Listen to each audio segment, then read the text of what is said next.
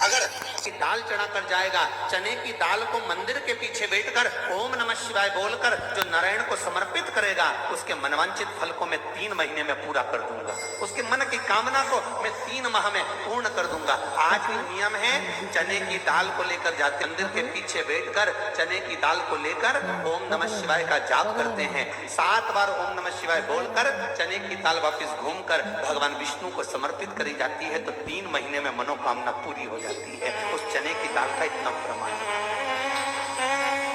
इतना गुड़ जोड़ता।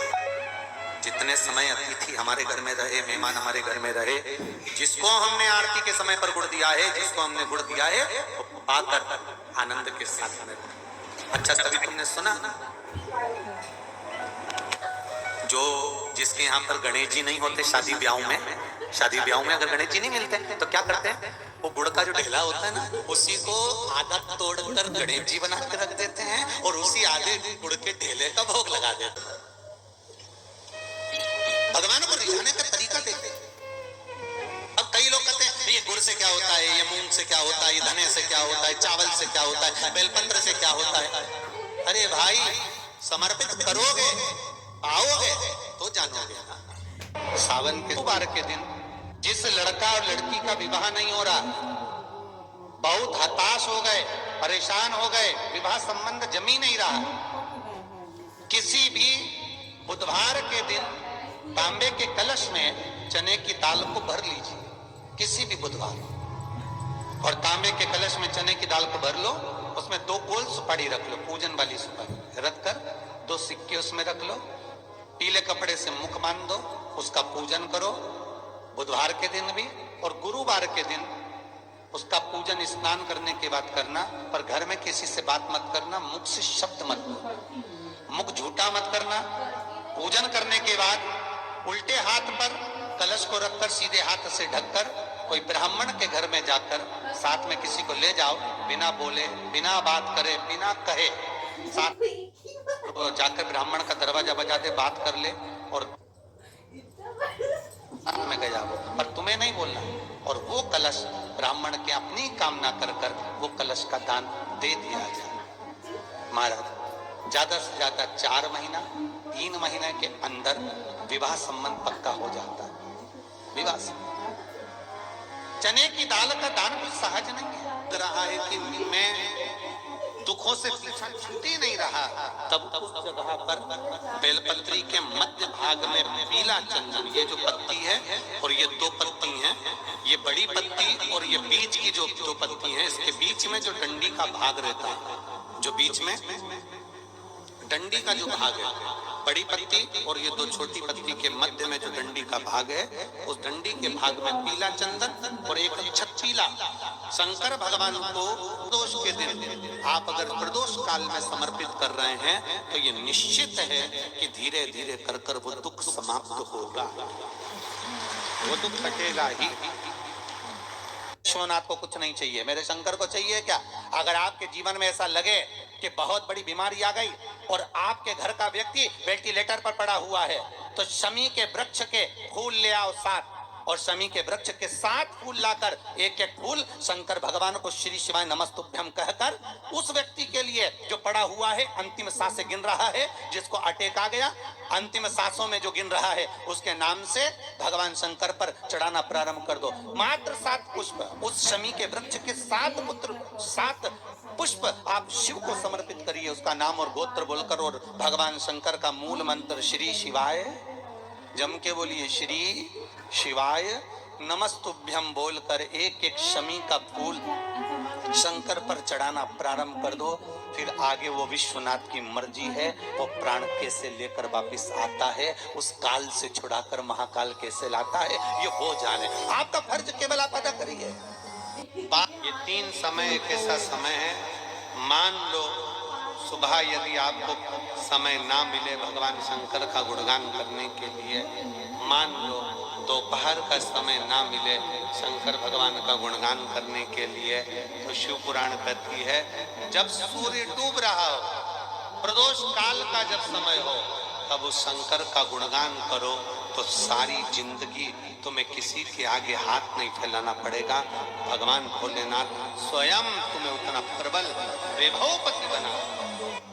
कितना सुंदर कहा है।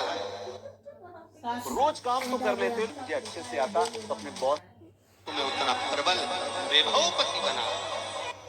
कितना सुंदर कहा है। जब जिंदगी बहुत संघर्ष में चल रही हो, बहुत दुख का जीवन चल रहा हो, बहुत कष्ट का जीवन चल रहा हो, बहुत कष्टमय जीवन चल रहा हो, तब शमी के 5 पत्ते, शमी के 5 पत्ते एक दुर्वा के साथ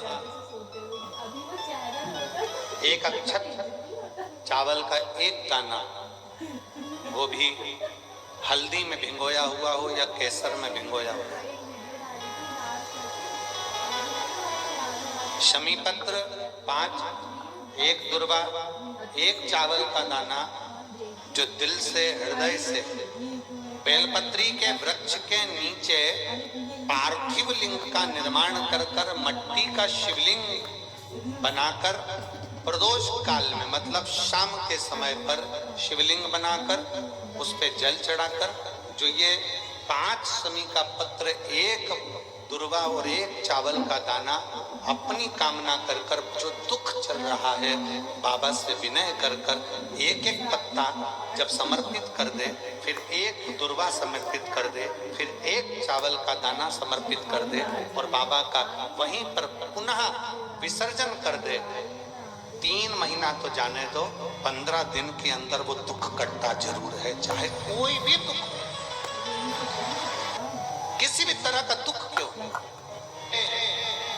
एक बेलपत्र के वृक्ष की परिक्रमा करने वाले को हजारों अश्वमेध यज्ञ का फल प्राप्त हो जाता है।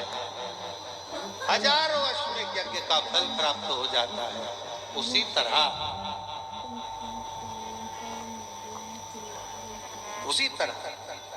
एक पार्थिव लिंग का निर्माण करने वाले को, मिट्टी का शिवलिंग का निर्माण कर कर पूजन करने वालों को 12 ज्योतिर्लिंग के शिवलिंग के दर्शन का पुण्य फल प्राप्त। जब श्री बद्रीनाथ भगवान विश्राम करते हैं, पट जब बंद होते हैं, तो मेरे नारायण के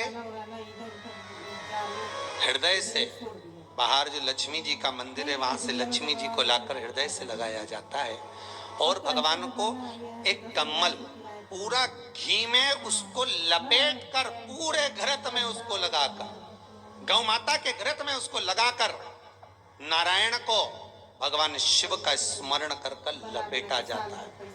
भगवान नारायण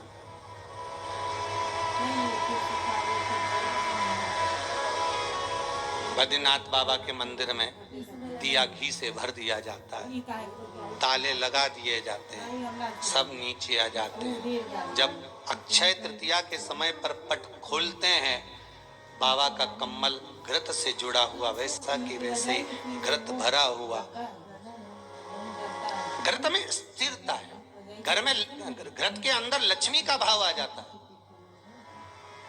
हमारे यहाँ हिंदू धर्म में बहुत सुंदर बात कही जाती थी पहले, आजकल जमाने में कहते कि नहीं कहते मालूम नहीं, पर मारवाड़ के अंदर एक रीति थी। घर के अंदर, रसोई घर में एक इतनी बड़ी कुल्हड़ होती थी जिसमें घी भरा होता था, छोटी सी चम्मच होती थी, उसमें पूरे घर का घी खाली हो जाए और उस कुल्हड़ का घी खाली नहीं होना चाहिए।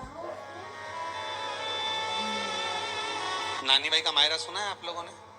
अगर नानी भाई का मायरा सुना होगा तो नानी भाई के मायरे में नरसिंह मेहता जी की जो दादी के प्राण छूटे थे, वो केवल इसी बात पे छूटे थे। अगर नानी भाई का मायरा सुना होगा तो आपको मालूम होगा, नानी भाई के मायरे में जब नरसिंह मेहता भोजन करने के लिए बैठे तो नरसिंह मेहता की भाभी दुरत गौरी ने कह दिया दादी के सामने, जब दादी बोली क्यों इसकी रोटी में घी नहीं लगा, तो कहा कुल्हड़ का घी समाप्त हो गया, रसोई घर में जो बाटकी रखी थी उसका घी समाप्त हो गया। जय कुंवर भाई को चिंता लग गई, आंखों से अश्रु बहने लगे और जय कुंवर भाई नरसिंह मेहता की दादी प्राणों को छोड़ दी कि मेरे रसोई घर का घी समाप्त हो गया, मतलब ये घर अब बर्बाद होने में देरी नहीं लगेगी। नानी भाई का मायरा कहता है दादी के प्राण छूट गए थे, नैनों से नीर बह रहा था। केवल जरा सा संवाद। शास्त्र कहता है घर के रसोई घर में जिस बाटकी से आप रोटी पर घी लगाते हो उसकी बाटकी में भले आधा चम्मच घी पड़ा पर पड़े रहना चाहिए। क्यों? वो लक्ष्मी को घटने नहीं देता। जिस दिन बाटकी मंज जाए, साफ हो जाए, उसी दिन उसको धोकर पोंछ कर वापस भर देना चाहिए। अगर बाटकी गंदी हो गई तो आप धो पोछो, मना नहीं है, पर उसको धोने पोछने से पहले एक कटोरी में घी भर दो, चम्मच रख दो। पर रसोई घर में बाटकी में घी होना चाहिए और उसमें आप डालते रहो और लगाते रहो, रोटी में चलेगा, पर बाटकी का घी समाप्त नहीं होना चाहिए, कुल्हड़ का घी समाप्त नहीं होना चाहिए। वो बरकत है, वो भंडार है, वो संपदा है हमारी। घृत वैभव देता है, घृत वैभव प्रदान,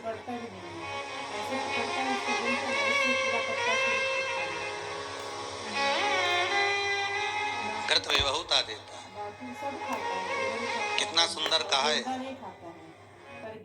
सीरियल टेक्निकल ऐसे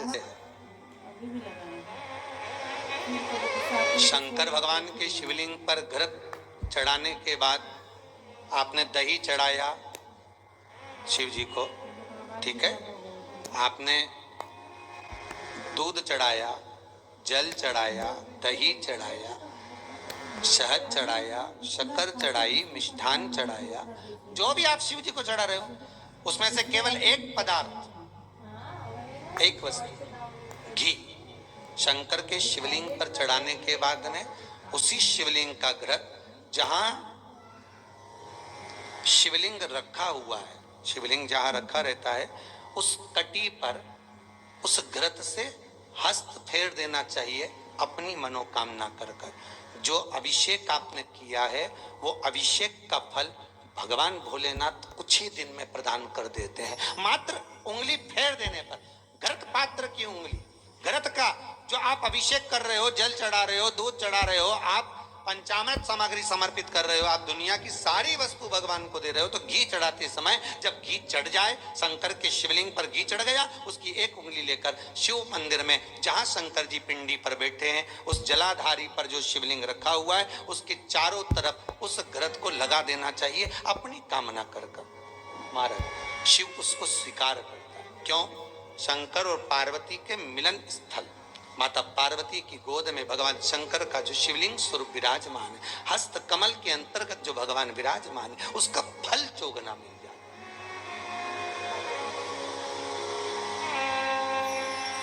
शक्तिपीठ नाम सुना है? अरे बोलो तो, जितने लोग कथा सुन रहे, शक्तिपीठ नाम सुना है? शक्तिपीठ का मतलब क्या होता है? जहां पर माता सती के अंग के टुकड़े होकर गिर पड़े वो शक्तिपीठ के रूप में निर्मित हो गए। तो जितनी भी शक्तिपीठ होती है उन शक्तिपीठ में आप लड्डू चढ़ाएं, पेड़ा चढ़ाएं, वस्त्र चढ़ाएं, आभूषण चढ़ाएं, सोना चढ़ाएं, चांदी चढ़ाएं, मुद्रा चढ़ाएं, आपकी मर्जी पड़े करोड़ों रुपए चढ़ाएं, मना नहीं है। पर शक्तिपीठ का दर्शन करने जब जाएं तो कम से कम थोड़ा साथ में गाय का घृत, असली घी साथ में लेकर अवश्य जाएं। क्यों? शक्तिपीठ पर भी घी समर्पित करने से मनोकामना पूर्ण हो जाती है। आप आएंगे शक्तिपीठ का दर्शन करके और मनोकामना पूर्ण होना है। मात्र शक्तिपीठ आप चढ़ाएं, वस्तु ढेर चढ़ाएं, आप सोना चांदी अंबारियों में धन दौलत सब चढ़ाएं, पर साथ में आप चुनरी चढ़ा रहे हैं, साड़ी चढ़ा रहे हैं, घृत भी दीजिए, घृत भी पता।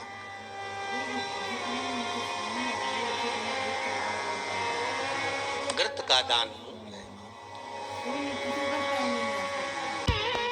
धर्म पत्नी से संतान, औलाद नहीं, बड़े दुखी, बड़े अच्छा संतान नहीं हो, किसी नारी की गोद, अगर स्त्री की गोद अगर खाली रह जाए तो भी दुख होता है उसको कि मेरे घर में औलाद नहीं, संतान। हम कई बार कहे, आज फिर कहते हैं, ये टेस्ट भी बाद में कराना, सारी जांचें बाद में कराना। एक बार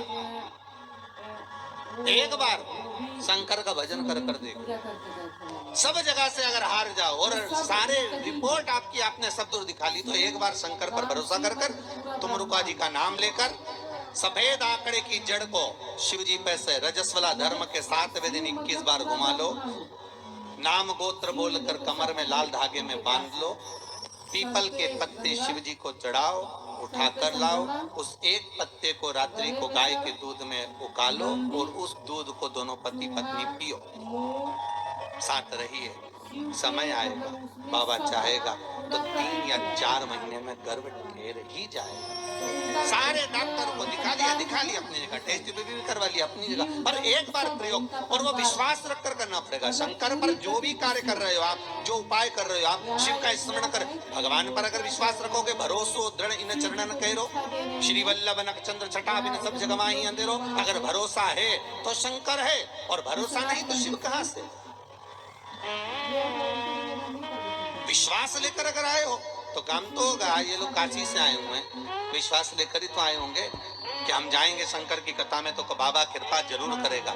कई लोग यहाँ पर बैठे हुए हैं जो विश्वास लेकर आए हुए हैं, दूर दूर से आए हुए हैं, केवल विश्वास लेकर कि भगवान कृपा करेगा किसी न किसी रूप में। मुझे विश्वास है कि बाबा मेरी सुनेगा।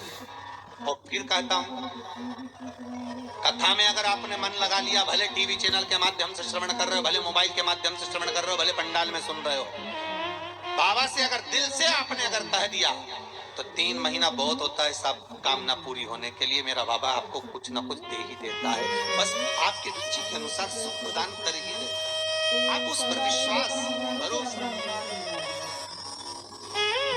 भटकना नहीं है हमको। जिस नारी का रजोधर्म के अंतर्गत नारी को जो परेशानियां होती हैं, कोई के 8 दिन पहले, 4 दिन पहले, 3 दिन पहले कहीं ना कहीं रजोधर्म के अंतर्गत जो बीमारियां होती हैं, उसके लिए महाराज 7 चने की दाल के दाने तुलसी महारानी के सामने कटोरी में रखकर, तुलसी के 3 पत्ते उसमें डालकर, अपनी मनोकामना कर कर तुलसी में 3 बार जल छोड़कर वो तुलसी और वो चने की दाल ले जाएं और उसको धीरे धीरे कर कर, एक एक कर कर, सुबह शाम दोपहर में उसको खा लीजिए। रजो धर्म से जुड़ी हुई परेशानी समाप्त। कुछ सहज नहीं है महाराज। चने की दाल को स्वर्ण दान का भी भाव कहा गया। हमारे हिंदू धर्म में चने की दाल को स्वर्ण दान भी कहते हैं।